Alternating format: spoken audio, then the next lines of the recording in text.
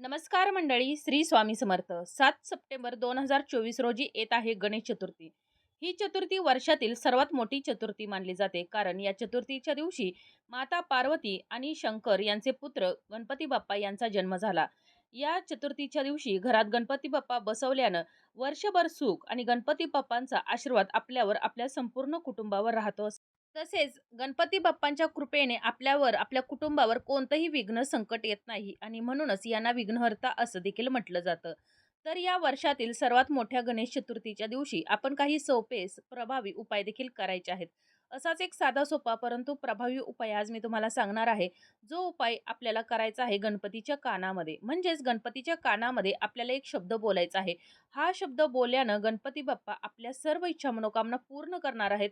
आपल्या मुलांची, पतीची, घराची भरभराट होणार आहे, प्रगती होणार आहे आणि आपल्यावरील सर्व विघ्न हे बाप्पा दूर करणार आहेत.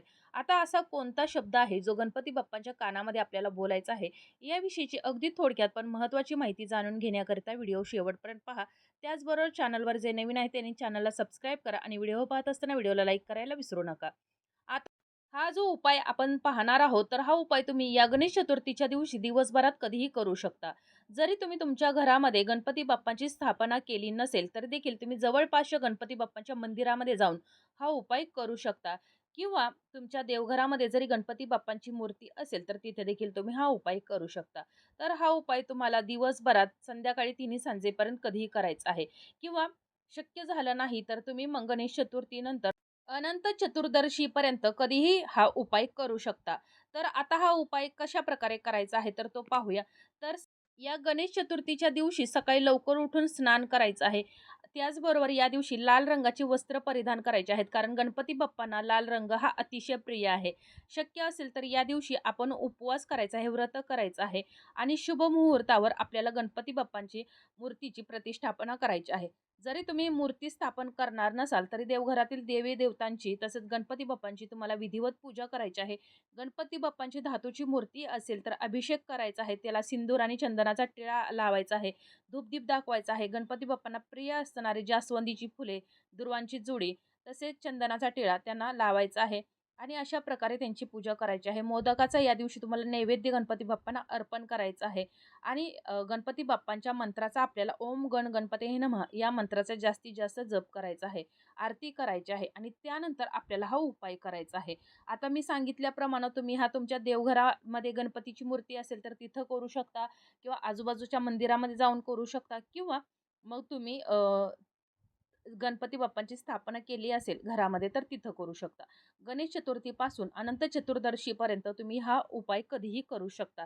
तर हा उपाय करण्यासाठी आपल्याला सर्वप्रथम गणपती बाप्पांसमोर एक तुपाचा दिवा प्रज्वलित करायचा आहे. तो कोणत्याही धातूचा असेल तरी चालेल. या दिव्यामध्ये तुम्हाला 2 अखंड लवंगा टाकायच्या आहेत, चिमूटभर हळद टाकायची आहे आणि 2 भीमसेनी कापराच्या वड्या टाकायच्या आहेत.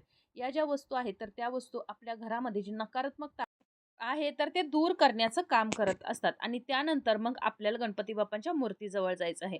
आता हा उपाय घरातील प्रत्येक व्यक्तीनं केला तरी देखील चालेल. असं काही नाही की घरातील कुटुंबातील एकाच व्यक्तीनं हा उपाय करायचा आहे. तर गणपती बाप्पांच्या कानाजवळ जायचं आहे आणि अगदी मनापासून आपल्याला एक शब्द बोलायचा आहे. अगदी हळुवारपणे बोलायचा आहे.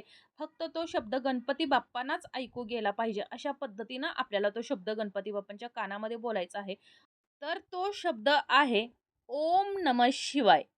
हा शब्द आपल्याला गणपती बाप्पांच्या कानामध्ये अगदी हळुवारपणे बोलायचा आहे आणि त्यानंतर तुमच्या मनामध्ये काहीही, कितीही मोठी समस्या असेल, अडचण असेल, जे काही तुमच्या मनामध्ये इच्छा असेल, तर ती तुम्हाला गणपती बाप्पांना या विघ्नहर्त्याला बोलून दाखवायची आहे. ती तुमची इच्छा मनोकामना गणपती बाप्पा नक्की पूर्ण करणार आहेत.